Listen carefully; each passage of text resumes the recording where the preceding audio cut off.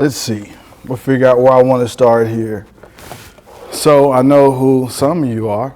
Some of you are. I've seen you on TV a bunch. I just saw you. And thank you for that, for both of you two, for that mental health deal. I didn't get to see all of it, but it's a very important topic for me, at least. I'm dealing with it right now. So trauma, because I'm going to say that for Keenan. He thinks I call everything trauma, which I believe a lot of things is from inherent trauma that we don't deal with. So, well, I know it is not on, and I'm not really big on holding mics, but I'll try it. It was picking you up on the stand if you want. I don't know how much you're moving around. I'm probably gonna move around because I can't stand still. My name is Lester Rowe. For our KSN visitor, I like to say I'm a filmmaker first, documentarian, storyteller. Also, at Cake, I work as I don't really know my title is a multimedia producer. Some would say promotions, all the stuff that comes with that, making commercials for commercial clients as well as just making the brand look good. I like to say my job is just to make the things I do look really good. So I've done a lot there. We just got a mural for a documentary we made, 65 minutes about Greensburg. We're working on a lot of new things and just trying to push. I like to feel like we're trying to push the conversation a little differently than everyone else with unique, compelling content. David Williams is our honorary black friend today, but also the news director at Cake. So first I want to show some of the stuff that I have made there, just to show things I've done in the news realm, on the news side. So we'll start with something we have recently worked on with cold cases. See, these things won't play automatically.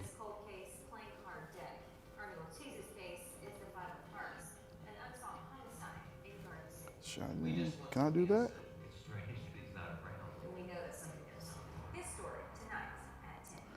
So the challenges of these things, 15 seconds to try to say a bunch of stuff that and tease it without giving away what the story is. I mean, it's just a part of the news experience is mostly teasing things and keeping people watching the channel until you can sell some commercials. And one here is from our image campaigns. So something that has a little different is still meant to convey a message. To listen, to fact check. From one day to the next, we have the story. Turn to Dan Ferris and David Scott for the facts. Jay Crater for accurate forecasts impacting your neighborhood. And our team of local reporters digging deep and getting answers. The team you trust. Cake News on your side. And then the shorter version of that. And we couldn't agree more. It's why we work together every day to tell the story. The team you trust. Cake News on your side. So one of the reasons I wanted to show that is a lot of that stuff, stage stuff that try to make it look as real as possible. Some of it was real, some with our producers working the live newscast. There's no real good way to have things like that in the background while they're not doing their job. So it was important to kind of make sure those people behind the scenes actually mattered in the grand scheme of things. So one thing that I have noticed working with news reporters and different versions of the news when I'm trying to make unique content is that everyone kind of has this set way that they do things when it comes to shooting video. It seems like everyone is, a lot of times they're figuring it out right when they got there. Come on in. CP time. But a lot of people are figuring it out as they get there. And I feel like there's so much missed preparation that could have been done before you got there. So for me as a documentarian, I know when I'm picking up a subject and I have to show up, I have to think about a lot of things before I get there. I'm thinking about, you know, as much as what the color could be, where I could sit, what story could I possibly be telling in that moment when I show up, because it's happening real. The way I like to do it is real and live. There's no retakes for me.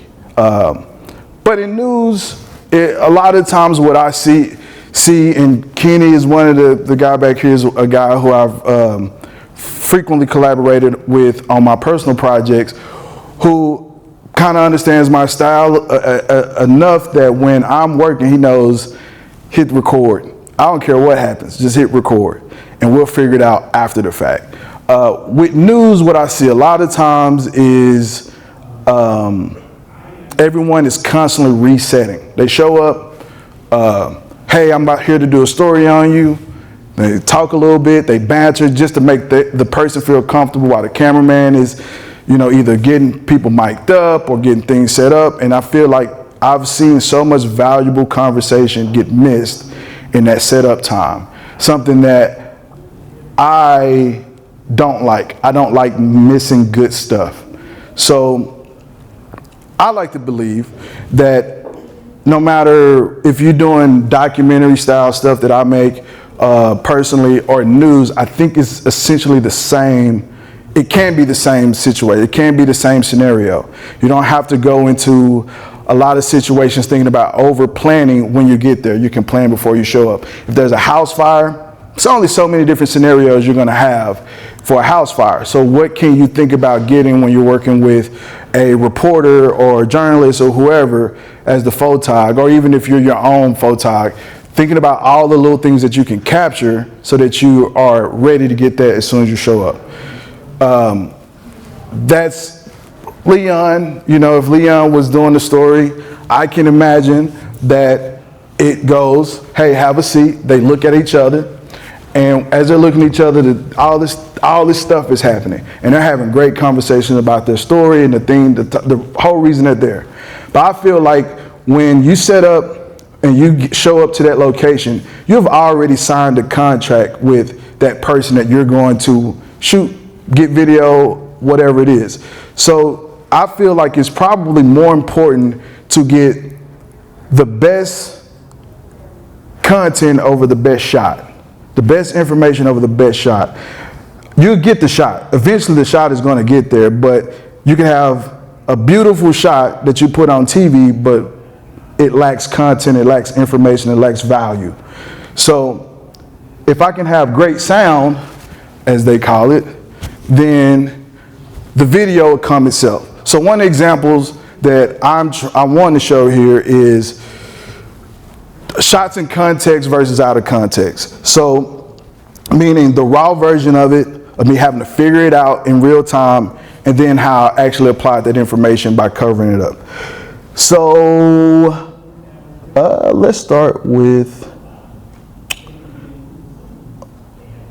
we'll go out of context here, if I can.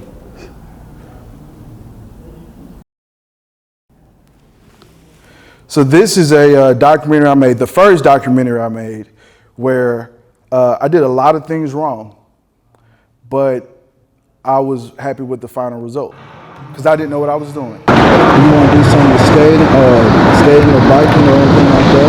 Go on a what? Do anything with skating or biking? No, I did for a while. That's the whole reason I moved out to Austin, to pursue my biking career. Just go out there with all my other friends that moved down there. I had a lot of friends who moved down there from here in Wichita, like my friend Tom Dugan, Levi Brewer, Joseph France. They all moved out to Austin, and it looked like a lot of fun. I went down there to visit, and I had a blast, so I ended up moving down there. I was riding, shredding real good, and ended up tearing my ACL. And once I tore my ACL, I just started drinking a lot, partying a lot, because there's nothing else I could really do. That's why I started to end up getting in trouble. I'm depressed that I can't ride, and end up getting in fights, and end up going to jail, public intoxication or something stupid.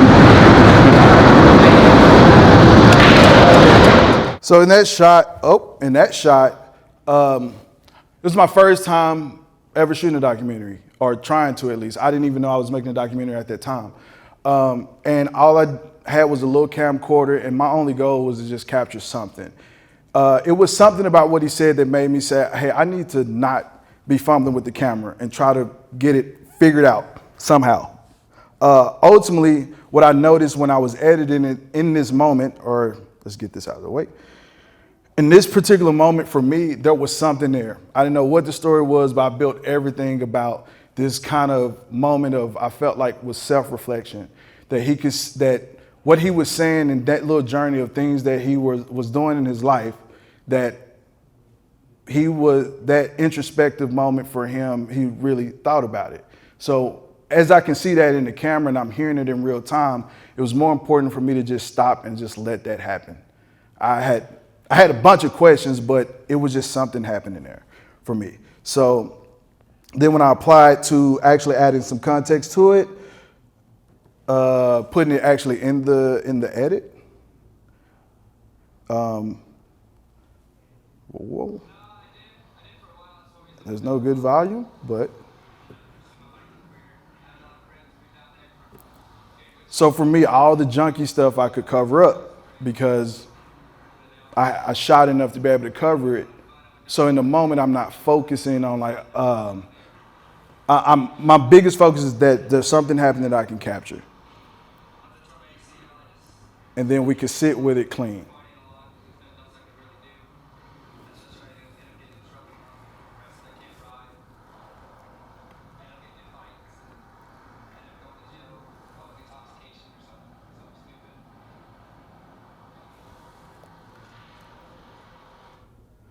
And so it's the same messiness that I allowed to happen, big mistakes that I feel, but because there was something there, I was able to cut to it and use it somehow by covering up the mess. And then when that moment happens in context, it feels like something. And when I'm looking at other photogs, I think there's an opportunity for them to not worry so much about getting clean. I'm sure everyone wants clean. I want clean every time that I shoot.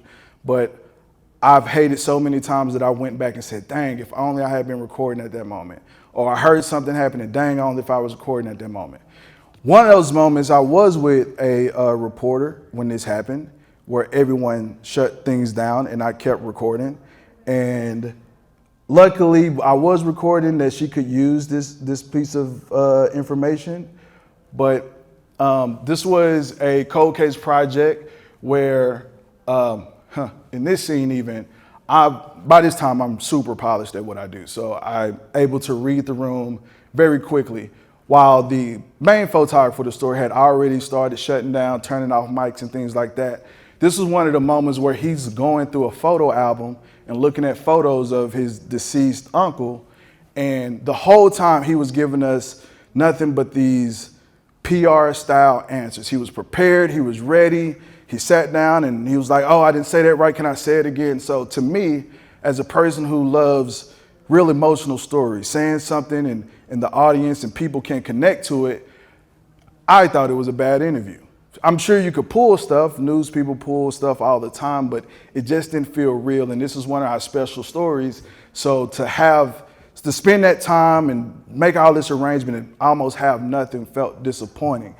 But I knew, just keep recording, because you're starting to have a conversation with him that he's starting to connect to. And because I was recording, she could use this, and I think when you look at this, you all see some sort of emotional connection he's making.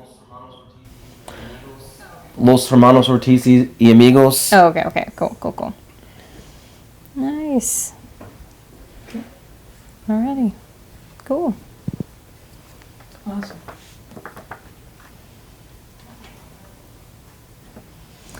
Now, to me, if I was the photog here, I'm noticing my reporter not paying attention to our expression on the subject.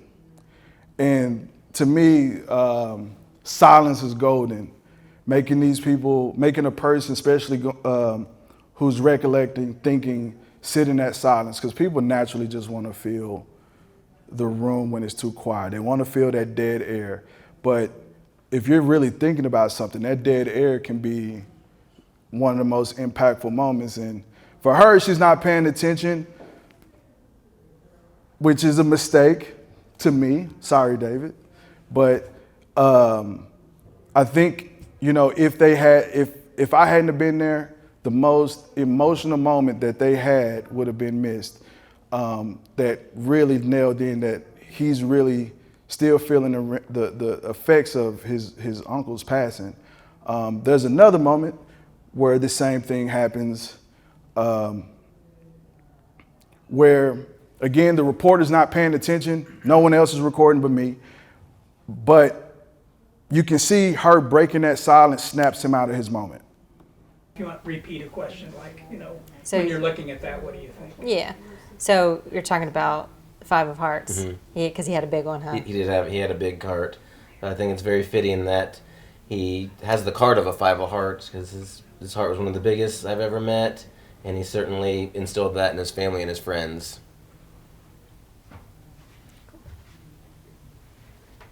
How long did he live in Garden City? His whole life? His whole life, yes. Okay. So over for me, 60 years, just that little yeah. piece where I felt like if you let him sit in that silence a lot longer, who knows how it would have felt. I mean, luckily she has, I hate to say improved, she's doing so many of these now that she is starting to have these more emotional moments. She is becoming patient. And with interviews, in terms of capturing, it is to me about patience. I'd rather have 20 hours of information and know that I can get the best 20 hours of information and I can create emotion and make people feel something than rush out and get the quickest thing I can get so I can turn around and edit it. If I got to press the line to get it, then let's press the line to get it. At the end of the day, I'm sure KSN would feel the same way, is that we want to have the stories that people talk about. We want to have the moments that people talk about. To me, I look at a news program as weather, teases, and commercials. So anything that we could put inside of a news program that can make people feel something and think about something, and they want to come back to the next time they see this report on TV because she makes people feel something, then we should spend the time creating that and figuring out how to do that. I guess one of the interesting things that I'm looking at here is, I see what you mean by impressive emotion in the guy's face. How long should you wait before you ask the next question? Should you wait for them to say something before it gets kind of too awkward? If you get what I'm saying. Yeah, I follow you. I think that's something you begin to feel in time of doing it. If you don't do enough of it, if you don't have the practice of that CP time, then you would never know when, because it is a feeling. It is a practice that essentially you have. It's like, how long do you wait for Steph Curry to shoot a free throw? Well, over time, you see him do it so much, you know what his routine and patterns are. I think as well, the more that you shoot, the more that you really analyze these moments, you start to read the body language to know when something is about to be there or not. One thing that I had the privilege of doing was shooting a lot of MMA, a lot of sports. And that was by far one of the most difficult things that I had to do because there is no second chances. There is no, if someone gets knocked out, you can't say, okay, can you get up and hit them again? So with that time of doing so many of these events, I started to begin to read body language enough to know, oh, he's about to get knocked out, or, oh, he's about to do this or that. Taking that with as many interviews as I've done, one thing that I've learned with interviews is the power of suggestion a little bit. Let's say I have the framing stuff is, cute, but I don't think it really matters. Emotion doesn't need a great frame if the emotion is there. So with interviews, I tend to never even look at notes. I use notes as a prop. One of these examples is the Greensburg documentary we did. And I just did I did a time lapse of us interviewing. And watching this, I have the thing there as a prop. I never look down at it, because as soon as that person, whatever that subject is, if we got eye contact and we're connecting, I'm not losing connection with you that whole time. You know, it's going to be important for me to keep that connection the whole time. I'll wait till you. Okay, and so as long as I have that moment, I think the more that you have those moments, you'll begin to feel those moments. When should I say something? When I should say nothing? Most of the time, you should probably say nothing. I would argue. And I saw what you were doing in the last clip, and I think what I've learned, I'm a storyteller, and that's what a lot of my background is, and it's meeting sometime the subject where they are and going at it, not going at it as a report versus a story. Like if you're storytelling, you're doing more than just giving a report. If your mind frame as the reporter is to go at it as a report, that's what you're gonna get. Right. When you go into it as a story, and even like when he's looking at the card and he has that emotion and it's so like dead silence, you're able to kind of channel what that person with your subject is thinking, and it's how you ask that question, or how you start to incorporate sound, which is words, as they are having that emotion and it's silent. You don't want to just jar them with something. Looks like it's difficult. It's like it's how you approach it and how you talk to them, and that helps you get emotional. And I think, you know, and I watch a lot of, you know, from national to local specials to kind of see how others are telling stories, especially on the news side, because I'm competing and I'm also trying to understand how others are telling stories. And one thing I believe I've noticed, and maybe some of you would disagree, is it does become a fact-finding mission. How many facts can I put in there? This happened, that happened, A, B, C, D. Can I give the audience as much facts as possible? But I don't know how much of that is actually telling a story. Like you said, if you can sit there and get a story out of something, I mean, you know, you guys have editorial meetings or meetings where you throw potential stories out. You know, when that, say, assignment comes out, in my mind, I would go, okay, what real story could I have here? What is the moths? What is these things? These moths are everywhere. Okay, instead of looking at it from what angle do I have, what story can I tell here? Because essentially a moth story to me is it moths? The moth story is a boring story, but what is the story? How does it affect a person? And if it affects this person that way, then I can start to mold, if I want to get this a certain way, I want to actually go here and try to fight for that location. Like, I want to shoot this here. Like, this makes sense here. Not at your home, not in the living room. We're going to do this. Let's do it in the basement. Let's do it where moths are at. Let's be uncomfortable, because a viewer is going to see that discomfort, or they're going to see that emotion, or that happiness or sadness or anything like that. In our case, I mean, technically, this is where he works. This is where Jay Prater works. I would have rather had that conversation somewhere else, but because it's a sterile environment, I don't have a lot of options, and in that example, I'm just nothing but eye contact and conversation and locking in with him. Here is a clip from that is, we'll do the out of context on this.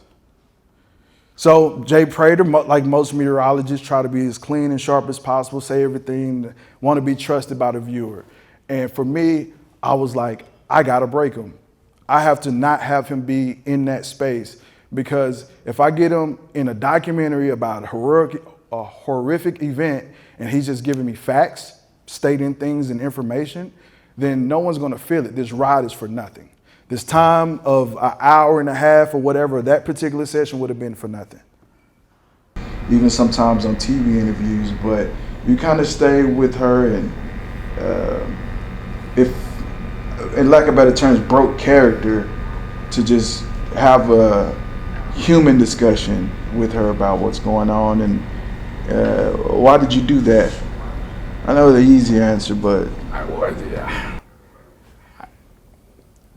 I can't believe, I'm still impressed that I mean, if the roles were reversed, I'm in that situation, I'm probably telling the media to go jump. Okay, I'm not going to offer up the interview because I'm probably too busy wondering about what am I doing? What you know? I can't fathom that. So the fact that Lena wanted to talk to us about her experience, I wanted to make sure that she was able to express herself and say everything she wanted to say. There was no way I was going to interrupt that. And if I recall, I kept saying things like, help is on the way. The entire state of Kansas knows the tragedy that has just unfolded there, and that their resources are on the way. So there's help. If it's not already there, it's coming. But I had to temper all of this with also in the back of my mind, it's not over. It's still going on. I'm worried about St. John becoming the next Greensburg. Then applying this same moment of, I like to feel like I broke him because I've never heard him stutter like that. So when I take that same moment and say, okay, let's put it in its space and make it make sense. Because by this time, what he's going over the night that he reported on this tornado and had to work with a caller, because at that time, I guess they let callers talk to the meteorologist live during the storm. And he had to kind of flip from being a meteorologist to a person and going back and forth. And so when he talked about that, I wanted him to talk about his real experience. And I've never seen, this is a few times I really seen Jay Prater flustered, not knowing what to say, because by this time, I think we were just connecting at this point. It wasn't about facts, it wasn't about information, about what did you feel and what did you experience. I'm so glad that y'all are okay. And we love you, for, all the news you give, especially regarding weather. I cannot thank you enough that you are all right, and I'm terribly sorry about your loss. So you own the hotel there in town, and can you tell us how badly damaged your hotel is? It's really bad. There's no salvaging left. All the roof is blown away, all the windows are blown away. Our van is in one of our rooms, actually, And could you tell me, are we getting any severe storms in Greensburg? Tonight? We probably... We don't have anywhere to go. I can't believe... I'm still impressed that if the roles were reversed, I'm in that situation. I'm probably telling the media to go jump, okay?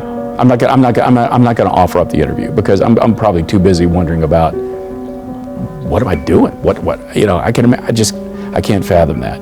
So the fact that Lena wanted to talk to us about her experience, I wanted to make sure that she was able to express herself and say everything she wanted to say. There was no way I was going to interrupt that, but I had to temper all of this with also in the back of my mind, it's not over. The storm is not over. The threat to life, limb, and property has not ended in Cakeland. So I have to very carefully balance this interview with a survivor that I want to give the utmost respect and compassion to because of what they went through, but at the same time, in the back of my head, realizing at some point I've got to end this because Stafford County is under a threat right now. Between you and Pratt is okay. The severe thunderstorm that is probably still producing a tornado, unfortunately, is bearing down on St. John as we speak, and there may be another tornado there in St. John right now, but it's okay over in Pratt. Yeah, when you said that this one is really bad, you guys need to be in shelter? Yes. That's the exact moment I went in the closet. That should be it on that shot. So one of the things that I get asked about a lot, especially with shooting this type of stuff, is my ethics. If I have any ethics, because I talked about, just start shooting, just start recording, get all sound you can get. And I personally look at all of it between what I do in documentary, what I do promoting our newscast with some news stories. We talked about that moment with the reporter looking at the cards and telling their story is all exploitation to me. And I would rather not sit in the situation in this situation thinking about my ethics and morals, and rather wait till I get to the edit to do that. You know, if I feel that this is too much, I'll cut it in the edit. I'd rather not be in the moment and miss plenty great moments or potentially great moments by, well, what if the family doesn't want this, and what if the family doesn't want, like, it'd be great to feel that way, but sometimes, in the example of the Eddie Ortiz story, the family didn't want to talk. Only that guy wanted to talk, Alex. He was the only one that wanted to talk in the beginning. By the end of it, everybody wanted to talk. But we were purposely angling away from the family, and they had so many great things to say. I recorded it because I walked in recording, but it was a lot of that stuff that gets thought about in the moment that I feel like I want to say should take a back seat, but it's important, but I think it's important in that final piece. If you think this information is good for the story, because we signed this contract when I walked in, that this camera would be recording, that I'm going to get this information, and your story is the story I want to tell, not the truncated version of that because it makes you feel better. This is an important story, then we should tell it the right way to help move hearts and minds. And I think when it comes to storytelling and telling a good story, some of those things that you may not think is right may be the one piece that makes people go, oh snap, I need to do something. I need to activate. I need to make a move. I need to make a phone call. I need to tell my friend about it. You know, I would like everything that I make, no matter if it's a fun commercial or emotional promotion for a newscast, I want someone to do something. And if they don't do anything, I don't feel like I did a good job. One of my biggest things with this Greensburg thing is I said, I want people to call the next day, either bothered by it or appreciative of it. I just need them to do something because we work so hard to tell these stories. So where you talked about, I think you said reporting, you know, that reporting thing is the one thing when I turn on our newscast or anybody's newscast and I hear facts, I go, that's a bad story. That didn't work because all you did was list information. Now, some stuff is a public good. They need to know when recycling is happening and stuff like that. But when we say we want to tell a story, especially if you call yourself a storyteller, did you tell a story or did you just give people information? This is a discussion. I really don't want to talk the whole time, so. Your point about the ethics, I think as long as the conversation's being had somewhere before it hits TV, you know, that yeah, you're okay with that approach and it's not unethical for that matter. I mean, as far as whether or not something gets used and all of that, you know, and I agree that, you know, from the standpoint of, you know, coming in rolling, so to speak, and gathering all that, because as we know, oftentimes people will change their mind about things, and you can't recreate that emotion or that spontaneity of the act. And if they don't change their mind, well then, you know, that's a separate conversation, you know. But, you know, I think that you're well within your rights to know that you scheduled an interview with someone in the room at that point. Yeah. Well, the thing on the ethics part is because every individual has their own set of ethics, you know, and your ethics are your ethics. So when it's hard to measure that until you sit there and look at that and go, yeah, that'll be wrong, you know, or, you know, when it's done, get with your news director or whoever and say, hey, can you look at this? Or even just a peer, you know, whose opinion you respect. Does that feel right or does that feel wrong? And granted, you know, I don't know because I don't have to do it to what degree you walk in with with the dialogue to say, hey, I'm gonna use this or not gonna use this, because you really don't know. And sometimes, you know, you end up not using something that you thought you wanted to use because it just doesn't fit the story or the line of information that you're given at that point. I saw two hands.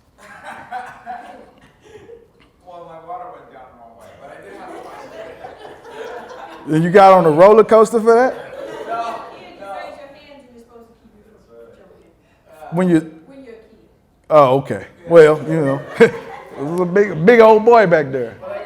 In I just feel like sometimes with TV, right, you try to get that emotional interview, you try to get that character, but like you have a deadline. So like, not every story, we try for every story to, be character driven, but I guess from your point of view, what is a way that storytellers can tell those impactful stories without it feeling like information? Because sometimes you do get those PR answers from people. I would say the more you do it, let's say, yeah, and I get that. You guys turn a story around every day, or try to at least. But if that's your normal, that becomes your new normal. So how do I learn to get the best information possible? It's not always gonna happen. I can tell you there's plenty of documentaries that I started that still ain't finished and it's been sitting there for years. Probably never finish it because it's just not enough there. But that's just a part of the reps. You're not gonna make every shot. So I would say, how many times do you go back in the edit with a bunch of would-haves? I should have said this, I should have thought about that. Think about it the next time. And after a while, those I wish I would haves don't even exist. It's just a part of your muscle memory and being able to either shoot it or ask, poignant questions. I mean, again, a homicide is a homicide. The only thing that is different is maybe the unique circumstances of that particular homicide. But what answer did you wish you asked the last time? Maybe that's a question that you could ask the next time. Follow-up question, kind of from like a producing standpoint of view of things. Like, you're usually in the A plot, like we lead with the hardest stuff, whether it's breaking news, a shooting, severe weather, or what have you. But I feel that sometimes there's those really really unique, local impactful stories that could be a lead. Like last Saturday, like a 95-year-old graduating high school, just as an example. Like when do you hear about that? That's between you and your news director. But I mean, so from your point of view as a viewer and from the creative work you do. Well, one of my, I would say, personal positions when it comes to the stories I like to tell, I feel like every small story is everybody's story. So this little, I've done a story on a girl addicted to meth in Winfield. I feel like that little story is a story everywhere around the world. Now that I've done that story and I am an advocate for addiction and mental health and stuff like this, I started to think about what's a version of this story that will get people, to show people that I care about the time I'm putting into it or the person I'm talking to. And even if it's something you don't care about, is there a piece of that story that you can care about? Do you have a family member that could relate to this?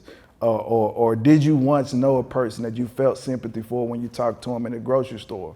I think sometimes with reporting that it's almost like compartmentalizing into what angle do I have? And I hear it all the time. I need an angle. But if you kind of change your point of view into thinking about that one person, could be 10,000 of people that are watching, but you only think about that one person who you go, you know what? My grandmother said this before and thought about this before. And there's probably 100 grandmothers. And even though it may seem like a stupid story, like moths or whatever, there is a value if you find that, I feel like if you find that angle that actually matters. And that's just not, moths are coming for this reason, that reason, but how is it actually affecting me is what I think about. In any story, I've done political documentaries or same thing, it's the city councilwoman, Sarah Lopez, I forget her job, county commissioner. Her little story where she beat this guy by a handful of votes ended up being the same thing that happened in Atlanta and even in the national race with Biden and Trump. So that little story actually kind of works as a representation of what happens everywhere. So just because something is little doesn't mean that it's small. Ooh, that was a bar. I want to ask you something, because Leon touched on something a minute ago about trying to pull the emotion out of something, and something, it's a conversation you and I have had before about starting interviews, and as whether it's an NABJ opportunity or it's a reporter photographer crew, a lot of times the first thing we do is we go in, we sit them down, and we say, okay, tell me your name and spell it. Right. And then, okay, what's your title? And then they, ramble that off, and then you kind of start the conversation process. Talk about that for a minute. So like I said, I'm an advocate of walking in with the camera rolling. I don't think I have anything where the color was bad, the focus was messed up, it wasn't on the tripod, but I'm already recording sound off of a shotgun mic or something, so I have it. Those type of questions, even with the documentary stuff, I ask those last. I know who you are. I got the information. Why am I asking you who you are and do all this stuff? I can do that at the end, or I can have someone else, figure that out for me. But walking in and no different than if I was just start talking to you and I got my cameraman in the back or my camera is setting up, I want him already recording while he's figuring it out. Because as soon, much like what happened here with one of our reporters, as soon as I say, okay, are you ready? Okay, all right. Everyone, then they're getting figured out, that wall goes back up. All that work you did to get them comfortable, just so they can just be comfortable. So it's not this awkward, I've never met you before, I'm looking at you talking while this happened. Let that be the moment that you, don't break that moment. That's a valuable moment, because if they're comfortable and they are whatever their posture is, let them stay that way. Don't let them sit up. Because as soon as they sit up and they put that guard up, you may not ever get them comfortable again, because they're thinking, I need to say this the right way. I don't want to look stupid. I don't want to look dumb. Whatever they're thinking about, I want all of that gone. And if I see it, I'm working hard to break it. One of the things that I do personally is I come in hot. I come in with an aggressive, hard question, because they expect a soft question. I come with an aggressive one, I let them figure it out, and then I go back to a soft one. So they're just discombobulated by the conversation already.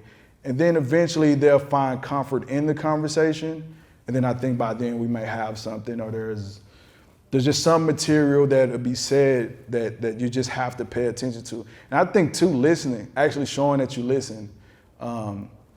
I see so many people, especially on the documentary side, I think I've even seen reports, I just can't wait to get to my next question. I got 5 questions I want to ask you, and I'm going to ask all 5 of those questions. Listen, that's the whole, like I said, I use the notes as a prop. I don't read the notes. I go in studied. If you're not driving to your particular story, take that time to work with, I would say take that time to work with the photog and say, I want this kind of shot. I think we can get this. I think we can get that. And maybe the rest of it is just going over the notes and making sure you know what you're talking about. Show them that I know what I'm saying here. I've looked at the information. I know the information. I'm not soft showing what I think I know and maybes and probablys. I think the confidence of walking in there makes them either comfortable in that you care about their story or not. But whatever it is, record it.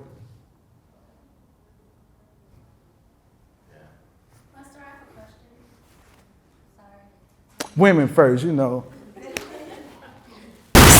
my question would be do you think it's important to kind of build up a rapport before you go on camera, or do you just feel that as the story is kind of rolling?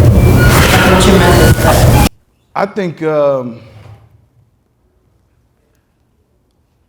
I think that's where just having some degree of charisma, some degree of personality just comes into play. I would like a rapport, but I know that's near impossible. Sometimes the one time I talk to them is the one time I'm going to have a conversation with them. But having some degree of, man, just that fast, I forgot your question. You asked me, what'd you ask me? I said, do you try to build a rapport and then go from there, or is it kind of like a trust that happens as you start recording? That was kind of one of those sort of things.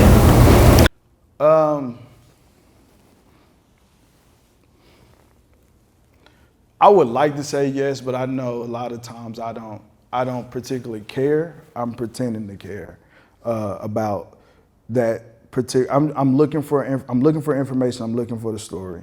I'm looking for something that has teeth, and I'm willing to kind of extract as much information as possible from them. I think what ultimately ends up happening, because I just try to listen to them, we're building that rapport in the moment. I think when we're going back and forth and maybe the conversation goes on a detour, just going on that ride with them ultimately kind of makes them comfortable when we start to build some degree of relationship. Now, I'm saying that in a vacuum. If it's like a police officer or a detective, maybe that's, you want to have the type of conversation that keeps you having access to them. And maybe that's important, depending on your angle, and sometimes that's community leaders, whoever you are, what side you're picking, if you're picking a side or just want to be able to talk to that person again, that's where that important after conversation happens. That's when that next day email, thank you for your time type of thing becomes important. But in the moment, I'm just laser focused on the story that I'm trying to get, or whatever it is I'm looking for, whatever that angle is, or story or connection. The whole reason I decided to show up that day, that's all I'm looking for in the moment. Oh, yeah, you. I'm in awe of what you did with Greensburg. Like, that is incredible. And I'm glad that you showed us the raw portion of the interview first, and then you were even saying, I think I broke him because I've never heard him stutter, and then your news director was like, never happens. I assume that you had a vision in going in with that story, but I want to ask, if you did, because I know with working with a long-term meteorologist, someone who knows what they're doing, it's hard to pull them out of that. But you even heard in that interview him talk about if the shoe was on the other foot, I don't know if I would have done the interview. Did you go in knowing I want to get this point of view across? He was, in terms of, so with that project, I pretty much kept it secret for most of the time. So nearly every interview in terms of people that worked for Cake, no one knew what was going on. No one knew what it was just, I was running around with a camera and saying, hey, you want to talk? Jay knew what it was, but he didn't know what I wanted to talk about, because I wanted to know what everyone else knew about that day. What did they know about Jay? What did they see? So I go back to being research. I go in with the maximum amount of information that he might not even think I know. And then I'm looking at those newscasts from that day and looking at his demeanor in certain situations. So to that point, the question I asked him, why was it important for you to be a human and not just go, what do you see and what are you reporting? And taking that time, because you don't spend that kind of time with a civilian doing breaking news coverage wall to wall of this type of event. And so watching that and seeing all those things and hearing all these different anecdotal stories, I said, okay, if I'm gonna talk to Jay, he can't talk, I don't care about the wind speed, none of that. So I gave him time. He didn't know what I wanted to talk about. I used my portfolio as I showed him the thing, and I just sat there with him, and I do a thing where I just stare at the notes like I'm reading from it, and we just go to it. And at first he started telling nerd stories. It was just nerd stuff. I don't know what to do with this. But that's what he needed. He needed to that's what he needed to get going. And I recognized that. I mean, at this point, I've done so many documentaries that it wasn't that big of a deal to just give him that time. But by the time all the nerd stuff was out the way, so how did your family feel? He's a father, he's a husband, and you're in a near-death situation. There was another situation where he worked in another market that he was talking about. And then when we brought it back to Greensburg, now I just made him connect to a human moment of himself. And then I asked him about, why did you need to be a person for that person? And, you got what you got. But yeah, it was a goal I think even I wrote on my notepad, a Jay Prater like you've never seen him before. That's all I wanted. I wanted people to see him in such a different light, because one thing that I notice in news is everyone is perfect. Everyone wants to be Miss Kansas on TV. They're perfect, you know, and I know I'm from Dallas. We have WFA, Channel 8, and I used to love hearing the meteorologist in the background laughing at something, or the sports person just, for whatever reason, just something weird happened. And it felt real, and I'm like, people want real. That's all I feel like. Because I feel like I'm a stranger to this world. So to the news world, so when I see everything is so perfect, one of our anchors, David Scott, looks like he came right out of a magazine. So how do I get to show these people look real? You know, and doing this project, I realized who's their authentic selves on TV versus a character on TV or a representation of themselves on TV.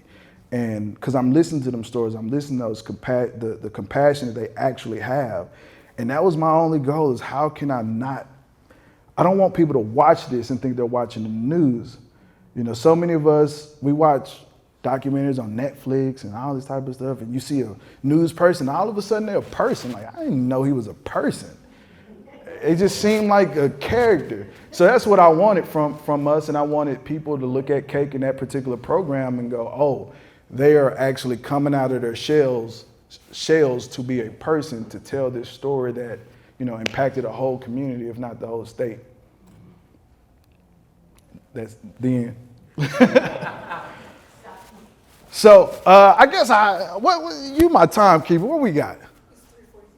I don't know what that means. Okay, then let's shut it down. Any more questions? Oh, ain't gonna get me to argue. Well, first, you know, I'm glad all you guys showed up. Especially, I like seeing all this good color in the room. I just like seeing this color for a while. It's just something about it. So to the mental health thing, I have social anxiety. Most people wouldn't believe it because of how much I talk and mess around. But for whatever reason, I'm not feeling that today. It's just something about being in this room of, you know, in the newsrooms, it's 1, 2, 3. You know, KSN got a whole lot of color folks over there.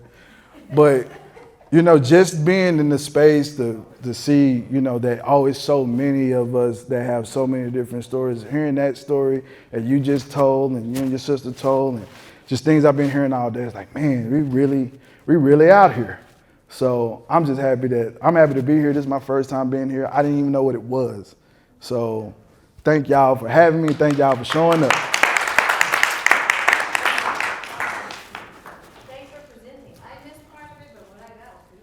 All right, well, shoot. If you ain't seen that 65 minutes, you can tune in. You know, only on Cake. On Cake Plus.